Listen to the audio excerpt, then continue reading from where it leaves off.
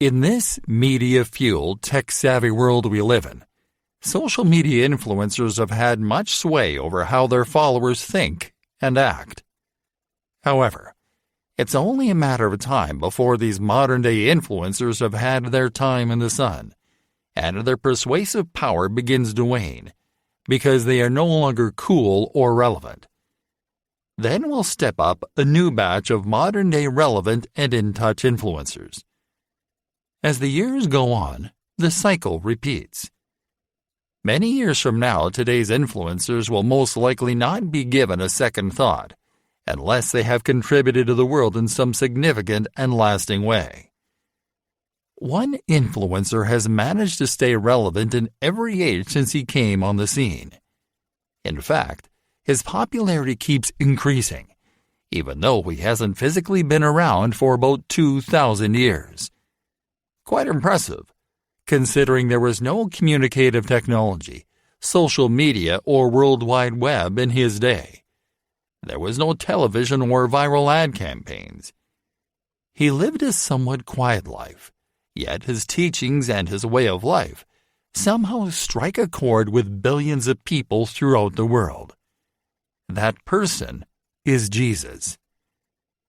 It's relatively easy in today's technologically advanced and well-connected world for someone to become a worldwide presence, even in a matter of minutes. The popularity of social media platforms is ever increasing, with many becoming addicted. Hunger for more entertainment encourages modern-day influencers to create endless content for their fans to feast on, attracting more clicks, likes, and views. So how did Jesus gain popularity? Well, Jesus lived at just the right time in history. In fact, the era he lived in was the first time the world became connected. When I say the world, I'm referring to the known world at that time, which included modern-day Northern Africa, Asia Minor, Europe, and the Middle East. Prior to Jesus' birth, upheavals and conflict were constant. By the time he was born, the world was at relative peace, called Pax Romana, the peace that existed between nationalities and ethnic groups within the Roman Empire. Imperial Roman rule began at approximately 31 BC, and the Romans were a military powerhouse. They had few rivals who could match their might, and there would be no threat to the empire for a considerable time.